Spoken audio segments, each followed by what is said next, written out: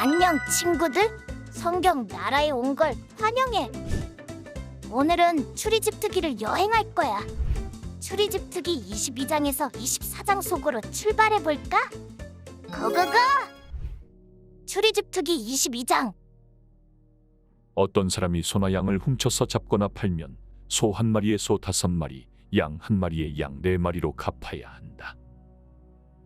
만약 도둑이 어느 집에 들어가다가 잡혀서 맞아 죽었으면 피 흘린 것이 아니다. 그러나 해 뜬 후에 일어난 일이면 그는 피 흘린 것이다. 도둑은 반드시 제대로 된 보상을 해야 하고, 만약 가진 게 없으면 훔친 것을 보상하기 위해 자기 몸이라도 팔아야 한다. 만약 훔친 것이 소든 낙이든 양이든 그 손 안에 살아있는 것이 발견되면 그는 2배로 갚아야 한다.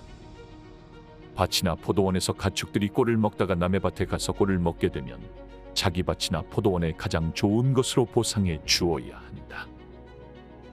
불이 나서 가시던 불에 옮겨부터 곡식단이나 자라고 있는 작물이나 밭 전체를 태우면 불을 놓은 사람은 보상을 해야 한다.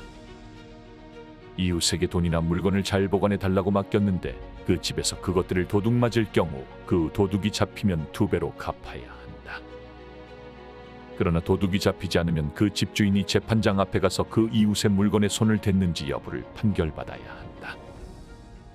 소나 낙이나 양이나 옷이나 그 밖에 잃어버린 물건에 대해 누군가 서로 내 것이라고 주장하는 모든 불법적 행태에 있어서는 양쪽이 모두 그 사건을 가지고 재판장 앞에 나와야 할 것이다. 재판장이 유죄를 선고하는 사람은 그 이웃에게 2배로 갚아야 한다. 낙이나 소나 양이나 어떤 다른 짐승을 이웃에게 잘 보관해 달라고 맡겼는데 그것이 죽거나 상처나거나 아무도 못 보는 곳에서 끌려갈 때는 그 이웃이 남의 물건에 손대지 않았다는 것에 대해 여호와 앞에서 맹세하는 것을 그 둘 사이에 두어야 할 것이다. 주인이 이것을 받아들이면 보상하지 않아도 되지만 그것이 그 집에서 도둑 맞았다면 그는 주인에게 보상해야 한다. 만약 그 가축이 들짐승에게 갈기갈기 찢겼다면 그는 그 남은 것을 증거로 가져와야 하는데 그 찢긴 것에 대해서는 보상하지 않아도 된다. 이웃에게 가축을 빌렸는데 주인이 없을 때 상처나거나 죽으면 그는 보상을 해야 한다. 그러나 주인이 있었다면 빌린 사람은 갚을 필요가 없다. 가축을 돈을 주고 빌린 것이라면 빌릴 때 준 값이 손해의 보상이 된다. 정혼하지 않은 처녀를 유혹해 잠자리를 함께 했다면 반드시 값을 치르고 아내로 삼아야 할 것이다. 만약 그 아버지가 딸 주기를 거절하더라도 여전히 처녀의 값을 치러야 한다. 무당은 살려두지 말라. 짐승과 관계하는 사람은 누구든 죽어 마땅하다. 여호와 말고 다른 신에게 제사하는 사람은 반드시 망할 것이다. 이방 사람을 학대하거나 억압하지 말라. 너희도 이집트 땅에서 이방 사람이었다. 과부나 고아를 이용해 먹지 말라. 어떤 식으로든 너희가 그렇게 하면 그들이 내게 부르짖을 것이고 내가 반드시 그들의 부르짖는 소리를 들을 것이다. 내가 진노가 끓어올라 너희를 칼로 죽일 것이다. 그러면 너희 아내는 과부가 되고 너희 자식은 고아가 될 것이다.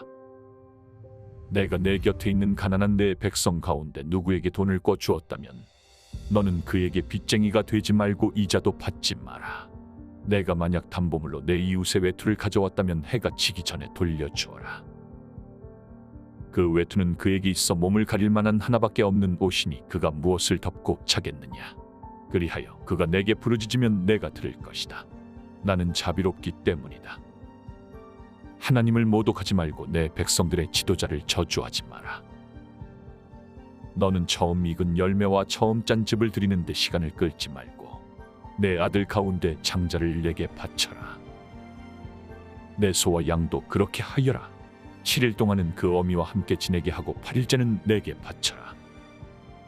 너희는 내 거룩한 백성들이다.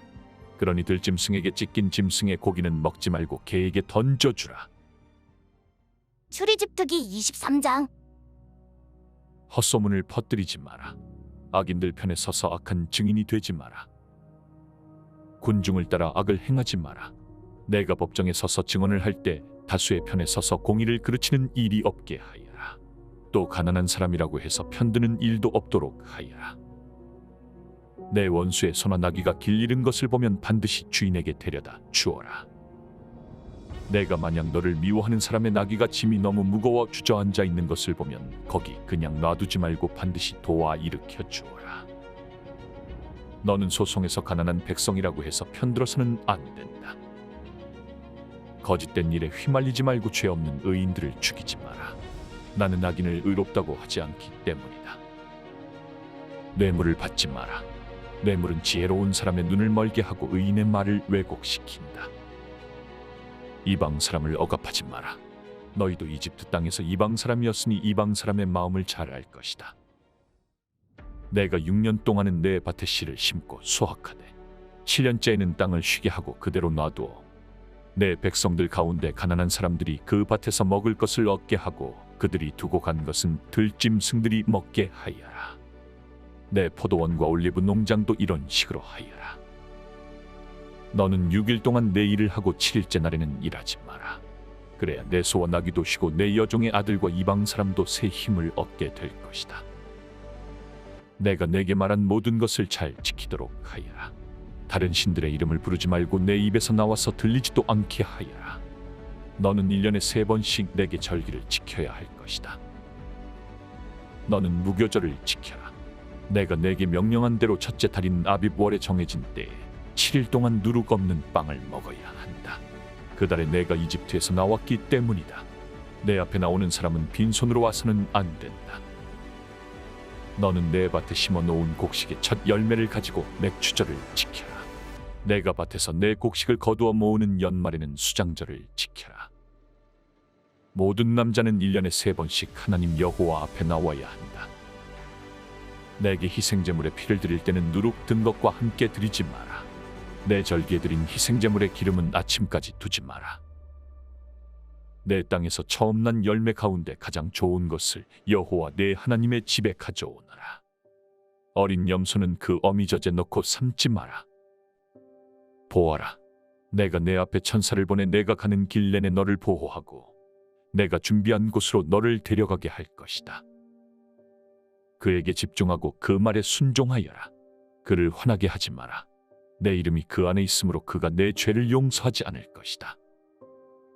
내가 만약 그의 말에 순종하고 내 모든 말대로 하면 내가 내 원수들의 원수가 될 것이요 내 적들의 적이 될 것이다. 내 천사가 내 앞서가서 너를 아모리 사람, 헷 사람, 브리스 사람, 가나안 사람, 히위 사람, 여부스 사람의 땅으로 인도할 것이며 그들을 내가 쓸어버릴 것이다. 그러니 그들의 신들 앞에 절하지 말고 경배하지 말며 그 관습을 따르지 마라. 오직 너는 그것들을 쳐부수고 그들의 형상들을 산산조각 내야 한다. 너희는 너희 하나님 여호와께 경배하라. 그러면 그가 내 빵과 내 물에 복을 내릴 것이다. 내가 너희 가운데 아픈 것을 없애버릴 것이다. 또 내 땅에 낙태하는 사람이나 임신 못하는 사람이 없을 것이다. 내가 내게 수명대로 살게 하겠다. 내가 내 앞에 내 공포를 보낼 것이고 너와 대결할 모든 민족들을 멸망시킬 것이다. 내가 내 모든 원수들이 등을 보이며 도망치게 할 것이다. 내가 내 앞에 왕보를 보내 히위 사람과 가나안 사람과 헷 사람을 내 길에서 쫓아내겠다. 그러나 내가 그들을 1년 내에는 내쫓지 않을 것이다.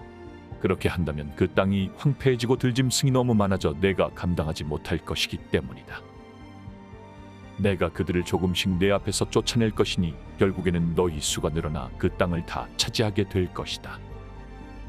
내가 홍해에서부터 블레셋 바다까지 광야에서부터 강까지 내 경계를 세우고 그 땅에 사는 백성들을 내게 넘길 것이니 너는 그들을 내 앞에서 쫓아내어라. 너는 그들이나 그들의 신들과 언약을 맺지 마라. 그들로 하여금 내 땅에 살지 못하게 하여라. 그러지 않으면 그들은 너로 하여금 내게 죄짓게 만들 것이다. 내가 만약 그들의 신들을 경배하면 그것이 반드시 내게 덫이 될 것이다. 출애굽기 24장. 그러고 나서 주께서 모세에게 말씀하셨습니다. 너와 아론과 나답과 아비후와 이스라엘의 70명의 장로들은 여호와께 올라와 멀리서 경배하여라. 그러나 모세만 나 여호와에게 가까이 오고 다른 사람들은 가까이 와서는 안 된다. 백성들이 함께 올라와서는 안 된다. 모세는 백성들에게 가서 여호와의 모든 말씀과 율법을 전했습니다. 그들은 한 목소리로 대답했습니다. 여호와께서 말씀하신 모든 것대로 우리가 하겠습니다. 그러자 모세는 여호와께서 말씀하신 모든 것을 기록했습니다. 모세는 다음 날 아침 일찍 일어나 산자락에 제단을 쌓고 이스라엘의 12지파를 나타내는 돌기둥 12개를 세워놓았습니다. 그러고 나서 모세는 이스라엘 젊은이들을 보내 번제를 드리게 하고 여호와께 어린 소들을 화목제로 드리게 했습니다. 모세는 그 피의 절반을 가져다가 대접에 담고 남은 절반은 제단에 뿌렸습니다. 그러고 나서 모세는 언약책을 가져와 백성들에게 읽어주었습니다. 그러자 백성들은 여호와께서 말씀하신 모든 것대로 순종하겠습니다. 라고 대답했습니다. 또 모세는 피를 가져다가 백성들에게 뿌리며 이것은 여호와께서 이 모든 말씀에 따라 너희와 세우신 언약의 피다. 라고 말했습니다. 모세와 아론, 나답과 아비후, 이스라엘의 70명의 장로들은 올라가 이스라엘의 하나님을 보았습니다. 그분의 발 아래에는 하늘처럼 맑은 사파이어로 된 바닥 같은 것이 깔려 있었습니다. 그러나 하나님께서는 이스라엘 백성들의 지도자들에게 손을 대지 않으셨습니다. 그들은 하나님을 보기도 했고 먹고 마시기도 했습니다. 여호와께서 모세에게 너는 산으로 내게 올라와서 여기 있어라. 내가 백성들을 가르치려고 쓴 돌판 곧 율법과 계명을 쓴 돌판을 내게 주겠다. 그러면 내가 그들을 가르치도록 하여라. 라고 말씀하셨습니다. 그러자 모세는 일어나서 그를 보좌하는 여호수아를 데리고 하나님의 산으로 올라갔습니다. 모세는 장로들에게 우리가 돌아올 때까지 여기서 우리를 기다리라. 보라, 아론과 훌이 너희와 함께 있을 것이니 누구에게 무슨 일이 생기면 그들에게 가서 상의하도록 하라. 라고 했습니다. 모세가 산에 올라갔더니 구름이 산을 덮었고 여호와의 영광이 시내산 위에 있었습니다. 그 구름은 6일 동안 산을 덮고 있었습니다. 그리고 7일째 되는 날에 여호와께서 구름 속에서 모세를 부르셨습니다. 이 여호와의 영광이 이스라엘 자손들에게는 산 꼭대기에서 타오르는 불처럼 보였습니다. 그때 모세는 계속해서 산으로 올라가 그 구름 속으로 들어갔습니다. 그리고 그 산에서 40일 밤낮을 지냈습니다.